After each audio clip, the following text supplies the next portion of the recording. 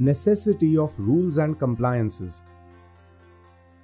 We as teachers and principals experience resistance when newer and stricter compliances are introduced. We tend to find these compliances unnecessary and time-consuming, and that an informal vigilance system might be more effective in the long run. Thus, a certain lethargy is seen as far as compliance is concerned. Let us first try to understand the logic behind the laws and compliances. Think about a family. The family is an extremely small social structure where individuals know one another intimately. People care dearly about the safety of their family members. There is complete trust on each other's intentions and set practices for shared tasks. Yet, it can be seen that some implicit rules need to be followed to ensure that there are no mishaps. Even then, one can never be sure that the safety and security is ensured. Thus, one can only imagine, as the number of members go on increasing, the complexity of tasks, the number of different people involved, their dependence on each other's tasks increases. Being sure of everyone's intentions, competencies, knowledge, and biases becomes impossible.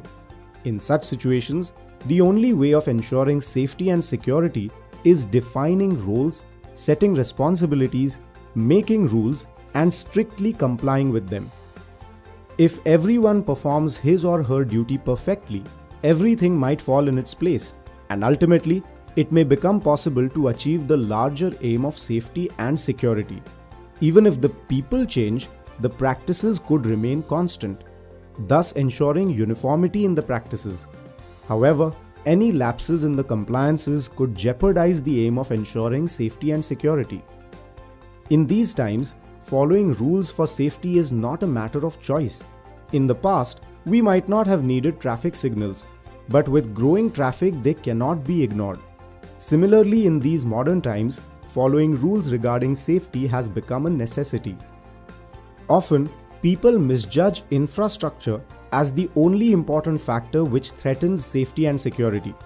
But imagine this: even if one has the most well-equipped kitchen, unless the cook washes his hands, maintains hygiene, the food isn't safe for consumption. Thus, apart from the infrastructure, the procedures and processes also assume an important position in ensuring safety. Lastly, even if the infrastructure and procedures are in place, unless the psychosocial environment is conducive, safety cannot be guaranteed. Even the best equipped classrooms and best pedagogy cannot compensate for the damage that bullying or corporal punishment can cause. Thus, the only way to align infrastructure, practices, and people is to create an overarching framework of rules and laws and sticking to them as far as possible. A good intent and vigilant mindset, coupled with compliances, ensures that safety is put at the heart of all activities. It is necessary to understand that personal logic or judgment should not be used to make exceptions. If that happens, different people could use different logic or judgment and make exceptions for themselves. This would lead to the rule being rendered meaningless. Yes, rules may seem like overheads in the beginning, but with time, one can become efficient in complying with them. And be assured that in the end, these overheads definitely turn out to be lesser than those resulting from the damage caused by stress, trauma, or physical harm. After all, a stitch in time saves 9.